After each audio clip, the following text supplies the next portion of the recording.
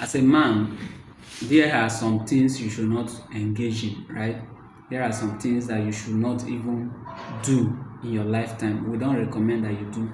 Yes, some of them you'll be victim of it as you grow up, but strive to overcome them. That is what makes you a man, right? So the first one is abuse. Do not abuse or mistreat people, right? The Bible said in Colossians 3 verse 19, it said, husbands, love your wife and do not be harsh with them. That one is talking about home, right? So if you are married, treat your home with love, right? If you don't know what love is, don't worry, subscribe. When you subscribe, go through our videos, you are going to understand, right? Love is not what we think it is. Love is sacrifice. If you want to really understand what love is, look at Jesus Christ, right? Look at God. That is the definition. The Bible said, for God so loved the world, he sacrificed his only son. That's what love is, right? But let's not go there today. Now, if you also read Luke chapter 6 verse 31, the Bible said, do not do to others as you want them to do to you. Now, if you mistreat and abuse people, you are sowing seeds, right? Remember, everything you do is a seed, and harvest is always greater than the seed. If you plant one seed of orange, you are not getting one seed of orange back. You are getting a full tree of orange. So what you are doing to people will likely come back. It may not be immediate, it may not be now, it may be, but it always comes back. So be careful, right?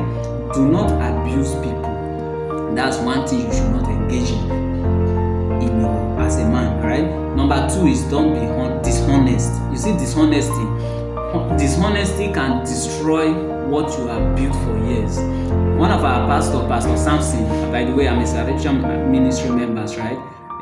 It's called a Home of Success for a reason. You are invited in any of our branches, or you can follow stream online as well, right? Okay, so back to the what I was saying. Pastor Samson made a statement one of the services he was preaching. He said that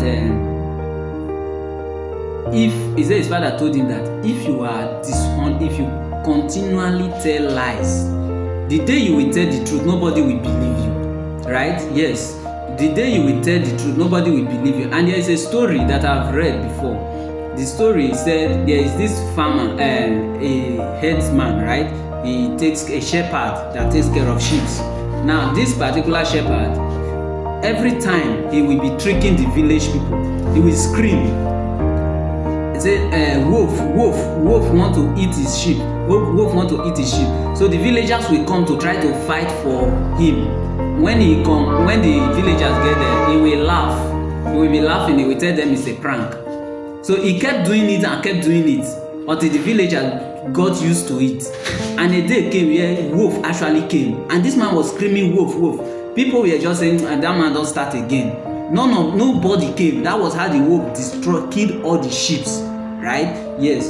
If you continually tell lies, the day you tell the truth, nobody will believe you. And if you continually tell the truth, even the day you lie, nobody will also believe it's a lie, right? So there is benefit in being honest, right? So dishonesty, don't be dishonest. The Bible said in Proverbs 12 verse 22, it said the Lord detests lying lips, right? Yes, the Lord detests lying lips. He said, but he delights in people who are trustworthy. So are you trustworthy? Can you honest? Is your yes, yes? Jesus said, let your yes be yes. That is honesty, right? Number 3 is don't let anger control you. Many people have gone to jail because of this. Small anger, you hit person, now the person don't die. Straight to kirikiri. Don't let anger control you. The Bible says, anger lieth in the bosom of fools. So, and you are not a fool, so don't behave like one, right? Yes. So don't let anger to control you. So please, that one is one, right? Another one. Number 4 is that do not commit sexual immorality. See, this one, many of us are victims of it, but there are consequences. Everything God said you should not do is for your own good. It's not for Him. Now let me tell you, a man that sleeps with another man's wife will not find peace with his own wife.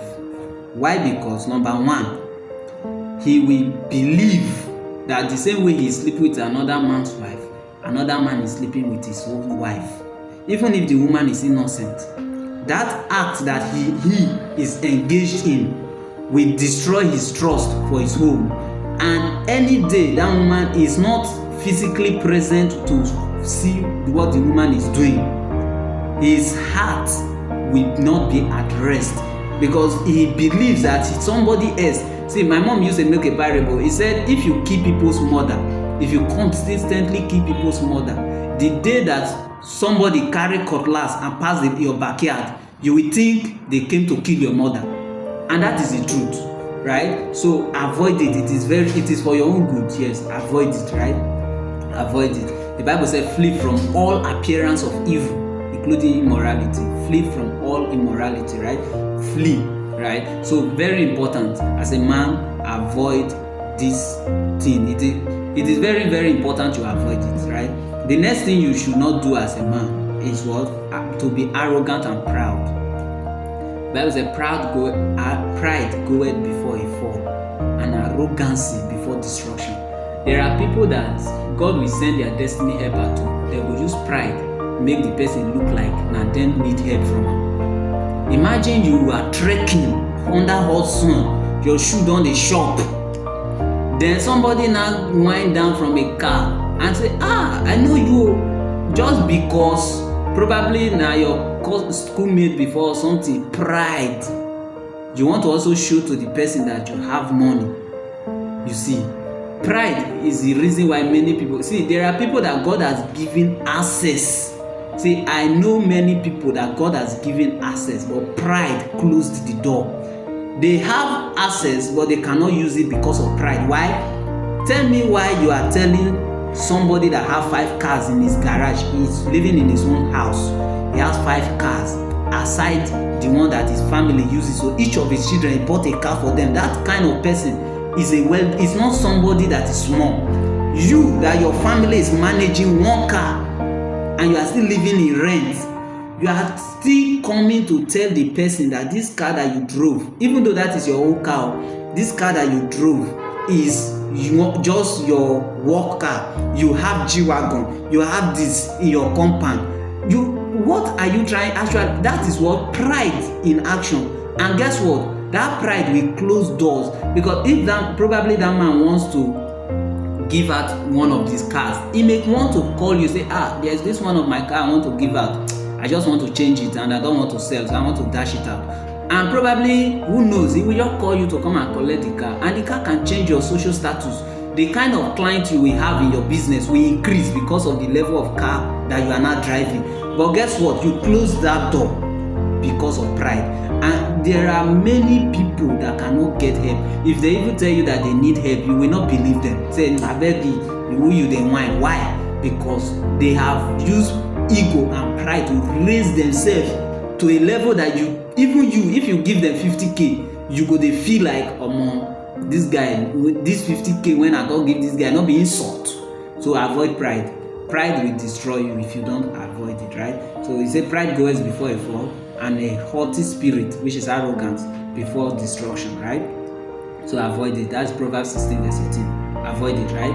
The next, whichever, I don't know which number we are now, but number next, right, is that don't neglect your family responsibilities. See, there is grace given to a man. That's why you see that most of the wealthy people on earth, let's say 70% of them are still men, right? Because that grace to be the provider is given to a man, number one. That's number one reason. And number two, the responsibility of nurturing the children is not on a man. You see, so most of the work of bringing up the next generation is mainly done by the woman. It is the man's duty now to now enforce discipline, enforce the values that they will need to survive in the society. But generally, it is not man that is have that close proximity with the children. Because of that, man now have more space to make more money. You see it now. As a result of that, the responsibilities of the home is on you. look at our previous videos where we talked about redefining provision, right? You see some of the responsibilities that you have as a man. It's not just to provide money, right? Yes, go to the video, check our page, you will see the video, right? So make sure you are not neglecting your family responsibility. I've heard stories of people who run away from their family responsibility. No, pray for grace. Ask God to increase you, right? But don't run away. The Bible says anyone who does not provide for his relatives has denied the faith and is worse than an infidel, right? So don't run away. Pray for grace, right? Yes, pray for grace. The next one is that do not repay evil for evil, right? Yes, do not repay evil for evil. You know, the Bible do not recommend that we should use evil. It said, but overthrow evil with good. There is a clause though. Yes, so that doesn't mean that somebody is trying to kill you. You carry gun, come my house, you want to shoot me, die. Then me, I get gun, I'll come they look you say because I don't want to pay evil for it. That's not what it means. No, what it means is that if somebody should offend you, don't seek revenge. Instead, just let them go, right? Just let them go. Yes, do not repay evil for evil.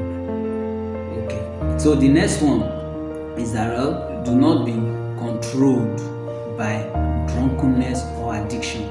See, a man needs focus to be effective and to be productive. What drunkenness does for you is to take away that focus. A man without focus, the Bible said, a man that waves is like a wave of the sea. You know water now. What you cannot keep water at a perfect stable level. It's always moving. Even little breeze, you see ripples, right? Yes, that's how a man is when there is no focus. Focus gives you ability, just like the ego. When your mind is fixed on something, and you pursue it, you can actually achieve that thing. But when you begin to engage in drunkenness, that power to pursue dies. Addiction kills the power to pursue. Drunkenness kills the power to pursue. You understand? Yes. So don't see yourself being drunk and don't see yourself being addicted. The Bible said, do not be drunk with wine, whereby it is excess. Say, but be filled with the Spirit, right? Yes, instead of being drunk with wine, be drunk with the Holy Ghost, right? And again, the Bible also told us, it says, strong drink is for them that want to perish. You understand? Yes, strong drink is for him that want to perish. Say, give strong drink to him that want to perish. So please, don't be controlled by alcohol. Don't be controlled with any form of addiction. You will lose your focus. You will lose your strength to pursue your vision. Many people have vision, but they cannot pursue it. Why? They are addicted. The money they are supposed to invest in pursuing that goal, they use it to sponsor the addiction. Don't be one of them. And God will deliver you if you are already part of it in Jesus' name. Another one is do not oppress and do not take advantage of people. This one, many people are victim of it. You see somebody that wants to walk with an open heart. See, I've been an employee before, right? And I can tell you that I was exploited. A job that they are paying you, let's say 50,000, they want you to do everything without extra benefit. There is no compensation. There is no even thank you. They believe, right? It is oppression. You are oppressing the people. And most of the people that do these things, they do it to people they think that don't have another option. Say, if you leave now, where will you go? So because you believe, see, sometimes God sends people to us so that we can help them, not destroy them. But the problem is that, look at David, for example. The Bible said God sent battered and broken people to David. Now, David now built them until they were now a mighty army. You see, David could have taken advantage of them because they were battered. The Bible said they were rejected, so they had nowhere to go. They were battered and broken. Some of them were indebted, nowhere to go. But they came to David. Now, David, in the little that he has, began to build them up. David began to give them hope, began to give them a life. David did not take advantage of them. Do you know what that did for David? at the end of the day, if you study the life of David very well, you will realize that these men were willing to give their life for David. There was a time that David was almost to be killed in a battle. It was one of this army that ran into the spear, blocked it on behalf of David. There was one time that there was a garrison of army in a well, and David said he's thirsty and he wanted to drink water from that well. The Bible said three of the army broke into the garrison of those army, 3 of his own men. The Bible mentioned that one of them could fight. You could not separate him from his spear. The weapon became him, that he could literally hold the weapon until everybody was the weapon. Even if he want to let go of the weapon could not leave him, because he and David was able to build them. But David could have taken advantage of them. You see it. There are many people that the people you are oppressing today, you will need them tomorrow. You don't know how God works. The people you are oppressing today, you will need them tomorrow. You will not know, right? I once had someone who was working somewhere, and this person was completely, in fact, he does not do anything. He was taking advantage of the entire organization. He was a staff. He will borrow money from other staff, borrow money from neighboring businesses in the name of his company. When the boss heard about it, boss confronted him. He started blackmailing the boss, spreading the name of the boss everywhere and everything, trying to destroy. By the time the company could not even recover from the damage this guy made. This guy thought that he was taking advantage of the kindness of the people, right? Fast forward to 5 years later, this guy now had a job to travel abroad. He went abroad and they told him that he must bring a recommendation letter from his previous workplace. Now, how will you get a recommendation letter from somewhere you destroyed? That was how he lost the opportunity. The people that you are oppressing today, you will be shocked that tomorrow you will need them. And because of how you treat them today will determine if they will open the door tomorrow or they will close it against you. So please, don't oppress people and don't take advantage of them, right? Yes. And finally, do not abandon godly character, right? Yes. Do not abandon godly character. You see, we now live in a society where people are now trying to make living a wayward life or living a riotous life normal. It is not normal, right? Yes. Do not abandon godly values. Yes, even some of the societies that don't believe in God still build their values on godly values. Do not abandon it, right? Yes, do not abandon godly values. He said, let all that you do be done in love, right? Do not abandon godly values. Thank you very much. God bless you. If you can do all these things for yourself, I assure you, right, you will see how drastically your life will change. Your life will transform drastically, right? So go back to the video, rewatch it again, note down these points, right? If there is anyone you are lacking, please work on yourself and God will see you through. Grace is supplied. If there is any area of your life you want God to intervene, right, you can reach out to us. If you want us to join you in prayers, the Bible said, hand joined in hand, the enemy shall not go unpunished. So if you have been fighting a battle by yourself and the battle seems to be bigger than you, it is time to introduce a hand to it, right? Yes, you can reach out to us. We'll join you in prayers and we assure you that God will intervene in that situation in Jesus' mighty name. So go in peace until we see you again in the next video.